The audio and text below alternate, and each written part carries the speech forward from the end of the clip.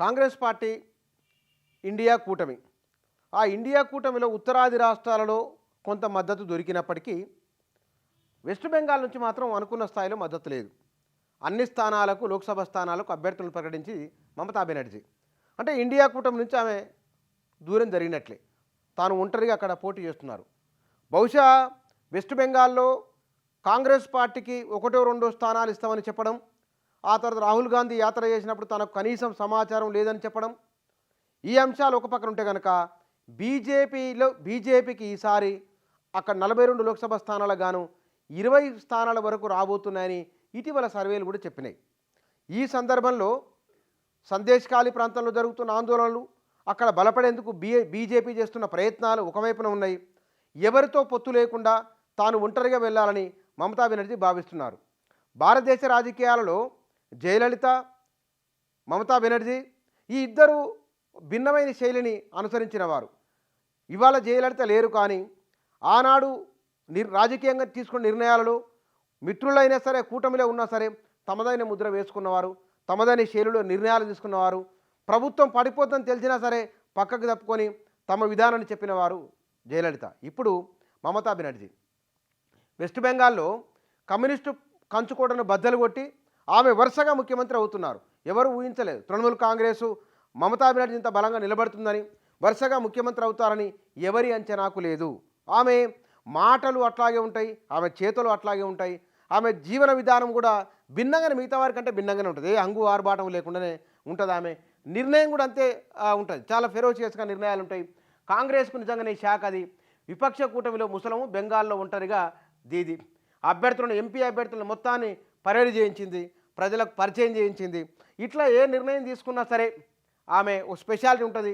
42 సీట్లకు తృణమూల అభ్యర్థులు, బరిలో దిగిన క్రికెటర్లు, సినీ తారలు, రాష్ట్రాల వారీగా కూటమి ముక్కలు. మొన్న నితీషు, నేడు మమత జలక్. మహారాష్ట్ర, కేరళలోనూ అదే తీరు. ఇది మహారాష్ట్రలో ఎన్సీపీ అనుకున్నాం, ఆ ఎన్సీపీలో చీలికే వచ్చింది. ఎట్లా ఉంటుందో తెలియదు, అక్కడ గెలుపుకోవటంలో ఎట్లా ఉంటాయనేది. అక్కడ కూడా సింధే వర్గానికి ఎక్కువ సీట్లని సర్వేలు చెప్తున్నాయి. సర్వేలు మాత్రమే, నిజాలేమో తెలియదు. ఇక్కడ బీహార్లో కూటమి ప్రభుత్వం పడిపోయింది, నితీష్ కుమార్ ఎన్డీఏలో జాయిన్ అయిపోవడం, అదొక పరిణామం ఉన్నది. రెండవదిగా వెస్ట్ బెంగాల్లో మమతా బెనర్జీ ఆమె సొంతంగా పోటీ చేయడం. దేశవ్యాప్తంగా ఇండియా కూటమిలో ఉన్న పార్టీల మధ్య ఏకాభిప్రాయం లేదు. ఇవి బహుశా రాహుల్ గాంధీ తాను చేస్తున్న యాత్ర, రెండో విడత యాత్ర, ఈసారి కాంగ్రెస్కు ఎక్కువ సీట్లు వచ్చినా, ఎక్కువ ఓట్లు వచ్చినా ఆ క్రెడిట్ మొత్తం రాహుల్ గాంధీదే. ఎందుకంటే కనబడట్లేదు రాహుల్ గాంధీ పైన అద్భుతమైన లేదా ప్రభంజనంలాగా వస్తున్న సానుభూతి కనిపించట్లేదు, అట్లాగని వ్యతిరేకత లేదు. 2019 లోక్సభ ఎన్నికల నాటికంటే ఇప్పటికీ కాంగ్రెస్ గ్రాఫు, రాహుల్ గాంధీ గ్రాఫ్ పెరిగింది. ఆయన పట్ల సానుభూతి వస్తున్నది.